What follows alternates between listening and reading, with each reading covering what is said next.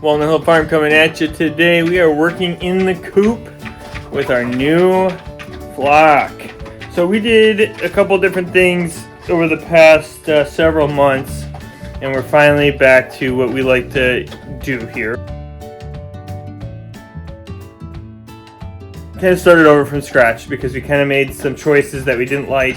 So generally what we do is we get like these particular types of chickens here. These are called like bovine crosses or bovine browns, I believe.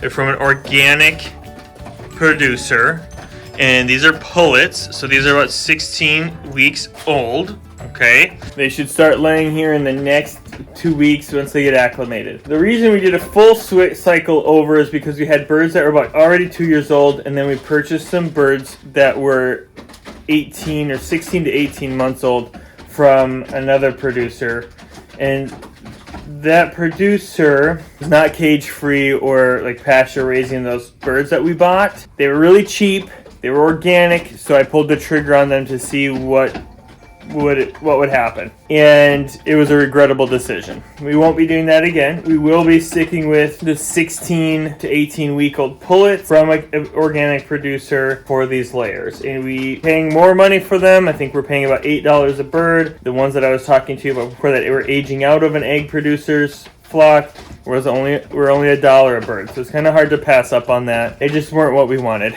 They didn't know how to roost. They didn't lay eggs in the nesting box. They would lay on the ground. All kinds of bad things. They had really long claws. They just weren't healthy looking birds, and they didn't know how to bird. Not doing that anymore. We're going to move forward with just these pullets here. We're very happy with them. They all look super healthy. The reason there's no roosts in here right now is we got to do a little revamp. So we would commonly get birds going up to the ceiling and getting up in here, and we don't like that. I got to clean that out yet. There's poop all across this wall, which makes it very hard to clean. And so what we're going to do is we're going to move the roosts a little bit. Instead of an angular coming down like this and then tiering them, we're going to make a flat system and install trays underneath that can be pulled out with either a screen or something on top to catch. And then that can be emptied and dumped into compost instead of having to recycle all of this, the bedding down here so often. Also, going to keep it around 28 inches, 30 inches off the ground so that they don't hopefully make it up here. If they do start getting up here, that's not the end of the world. It's just not preferred. So we're hoping to have 40 birds. So we're hoping to make the roost basically run all the way across this wall again and have it come out about 32 inches.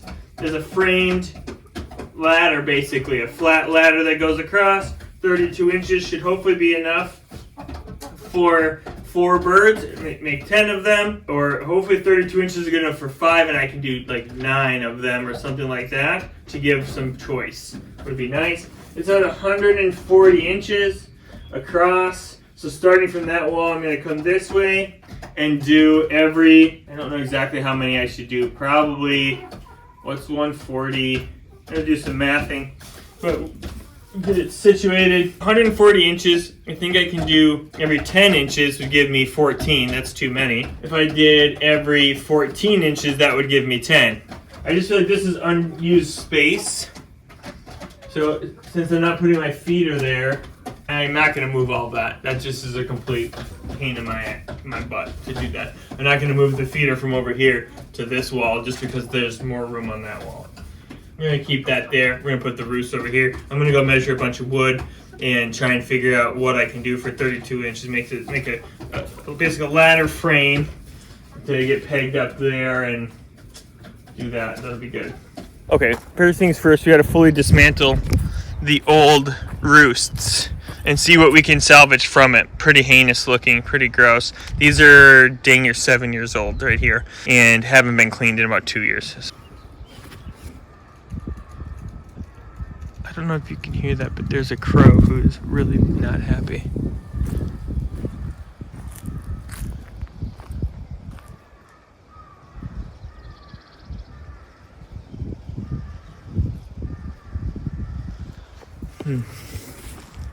We get a lot of crow visitors around here. I haven't started to befriend them yet. I might start trying to befriend them soon here. I've heard that they can help kind of with predators. but I don't know if that's true or not.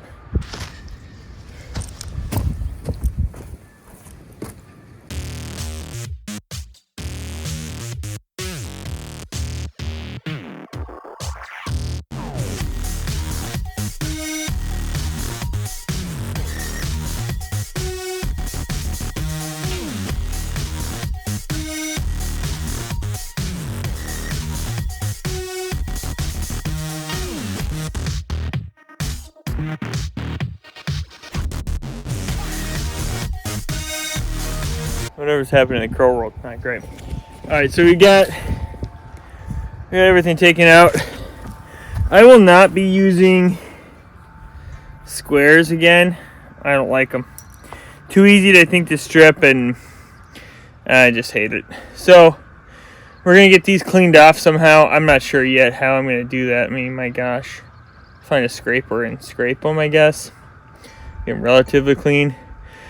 Then we'll measure out what I want, cut those on the skill saw, and then make the frame with the 2x that I have here.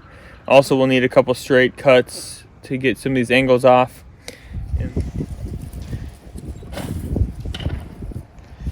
Alright, Walnut Hill Farm coming at ya. Finished the roosting bars. Not all the way finished, but I'm liking it so far. We'll have to come up with a plan to catch the poop. But right now, I think that this will be a good... It'll be good. I'm going to get all the bedding out from under it. So when I poop on the ground, I can just scoop the poop out. That sound like a good idea? Yeah. So there ended up being, looks like, I think 10. So 1, 2, 3, 4, 5, 6, 7, 8, 9, 10. Some of the woodworking I did not ideal because I had to poach a ton of this wood. And I really like using screws for that reason. It can be a problem. But usually when you poach wood around here, nails are really difficult to get off. So poaching screws, or wood that have screws in it, a lot easier. So now we're going to clean up as best we can, stay in the sun. It's a beautiful day, isn't it? A little windy.